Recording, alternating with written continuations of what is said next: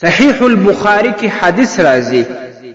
محمد مصطفی صلی الله علیه وسلم فرمای من تحلم بحلم لم يره کيو چا داسې خوب بیان کوي چې هغه د نه وی لیدلی کلف ان يعقد بین شعيرتين نو هغه ته به عذاب ورکول شي د قیامت په ورځ به په عذاب کې گرفتار وي او دا به ورته ووایي چې ته به د دې عذاب نه هغه وخت خلاصېږې چې ته د دوو اوربشو ته غوټه ورکه دا دوی اوربشي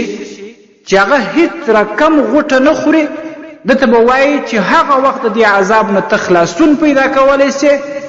چې دغه دوو اوربشو ته غوټه ورکې او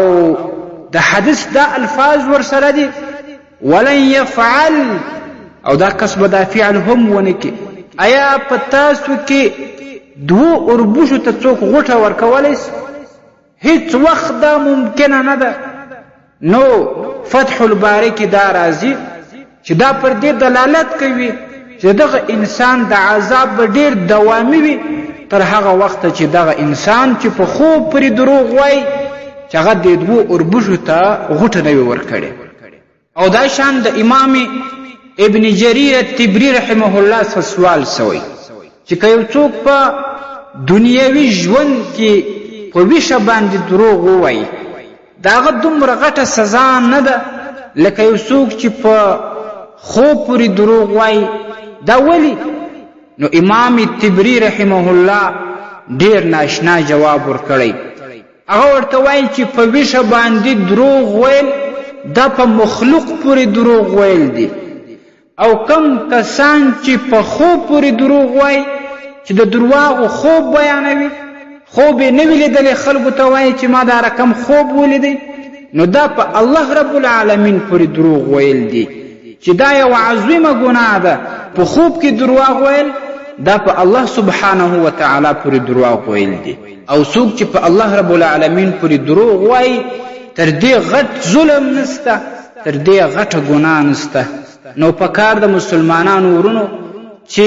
په خوب کې دروغ ونه وایاست کومو بعضې ټوټې د خوب هیرې وي نو هغه مه بیانوئ هغه پرې دروغ مه تړئ کم خوب چې د په یاد وي هغه یو صالح کس ته یو صالح عالم ته یا یو مشر ته چې هغه تجربې والا مشر وي هغه ته خپل لیدلی خوب بیان که په خوب کې دروغ مه بیانوئ او کم چا چې په خوب کې دروغ ویلی وي نو هغه دې فورا